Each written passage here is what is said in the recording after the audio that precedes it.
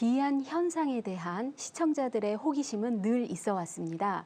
이러한 시청자들의 기호를 텔레비전에서는 괴담이나 희귀하고 놀라운 이야기를 과학적 접근 방법을 통해 소개하는 오컬트 프로그램으로 소개해 왔는데요. 여기서 오컬트란 과학적으로는 설명할 수 없는 신비하고 초자연적인 현상을 뜻합니다. 오컬트 프로그램은 사례자를 직접 취재한 다큐멘터리 취재 방식의 형식을 취하면서 이를 직접적으로 검증하는 과정을 보여주는 등 미스터리의 한 장르로 자리를 잡아왔는데요. 이는 지나치게 자극적인 소재를 쫓는 리얼리티 프로그램이 만들어낸 산물로 마치 초자연적인 현상이 현실에서 늘 일어나는 일인 것처럼 보이게 할 우려가 있다는 비판이 제기되기도 했습니다. MBN의 천기누설은 역시 오컬트 리얼리티 프로그램을 표방하고 있습니다. 천가지 기이하고 누구나 궁금한 이야기라는 뜻의 천기누설은 우리 주변에서 나타나는 미스터리한 현상들을 사실적으로 연출하고 또 속 시원하게 결론 내리는 구성으로서 흥미를 끌고 있는데요. 프로그램 초반에는 깊은 산을 뒤져서 기인을 찾아내고 사기꾼을 찾았을 때의 허탈함도 숨기지 않는가 하면 죽었다 살아난 기적의 생존자를 소개하는 등 다양한 미스터리의 세계를 적극적이고 솔직하게 보여주었습니다. 또한 이를 과학적으로 검증하기 위해서 심리학 박사, 최면 전문가, 그리고 뇌파 측정 전문가 등을 동원해서 실험을 하기도 하면서 과학적으로 검증하는 이른바 한국판 엑스파일을 표방했는데요.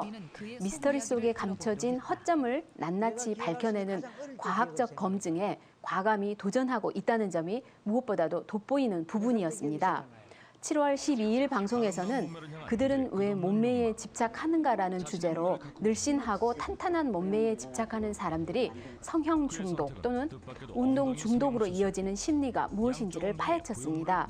이때 최근 인기를 끌고 있다는 엉덩이 성형 시술 과정을 보여주었는데요. 모자이크 처리를 하고 있긴 했지만 실제 시술 장면이 많은 부분 노출이 돼서 시청자들에게 공포감을 안겨주기도 했습니다. 뿐만 아니라 성형 중독을 설명하면서 일반인이나 연예인 화보를 보여주는 것 역시 선정적이었다는 생각입니다.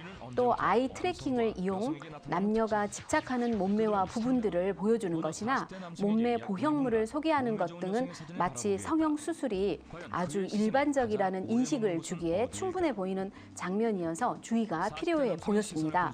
해운대 티팬티맨의 경우도 노출을 강조한 몸매를 여과 없이 보여주는 것이 민망했지만 그가 엉덩이에 집착하게 된 계기를 구체적으로 소개하고 있어서 구성적으로는 균형감이 있었다고 평가를 하고 싶습니다.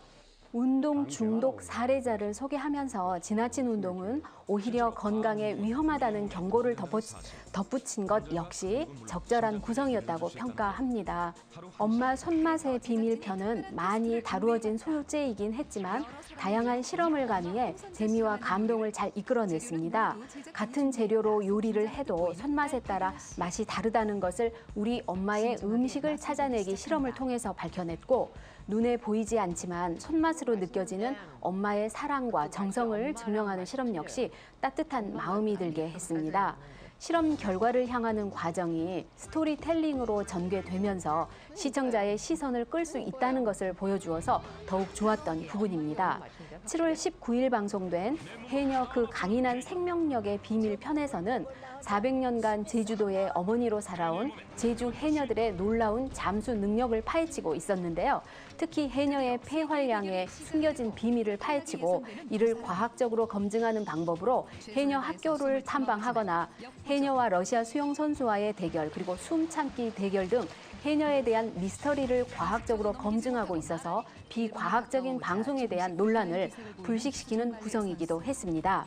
실험 과정 역시 제3자적인 입장에서 의혹을 제기하고 접근을 했으며 나레이션 톤도 차분하게 객관성을 높여주고 있었고 전문의들의 과학적인 분석은 신뢰감을 주었습니다.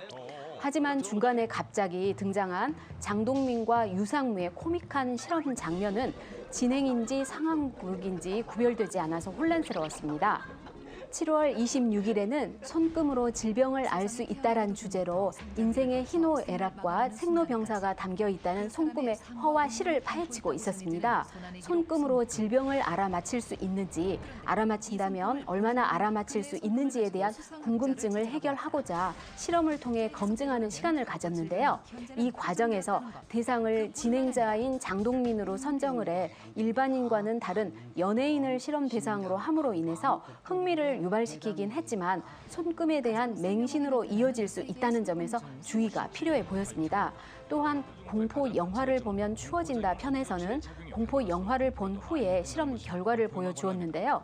공포로 인한 체온 저하에 대한 의료적인 분석이나 공포 영화와 팝콘의 상관 관계를 분석하고 그리고 흉가를 체험하고 놀이기구 즐기기 등 다양한 공포의 실체를 분석하고 있어서 여름철 아이템으로서는 시적절했다는 생각입니다.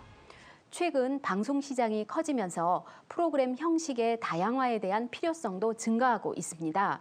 이런 시점에서 MBN 천기 누설은 과학의 시대라 불리는 21세기이지만 과학만으로는 설명되지 않는 신비로운 현상들을 과학적 접근을 통해서 그 허와 실을 밝혀내고 있는 오컬트 리얼리티 프로그램으로서의 가능성을 충분히 보여주고 있다는 생각입니다.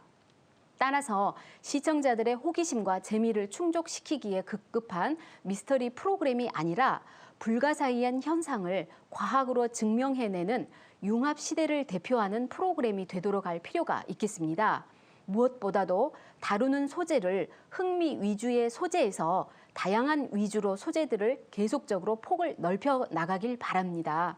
사건 관련 미스테리, 시사 미스테리, 과학적 미스테리, 역사 미스테리 등 온 가족이 시청 가능하도록 좀 더 밝고 흥미로운 미스터리 사건들을 발굴해서 미스터리를 풀어가는 재미와 현상에 대한 이해를 높일 수 있는 가치 있는 프로그램으로 더욱 발전하기를 바랍니다. 감사합니다.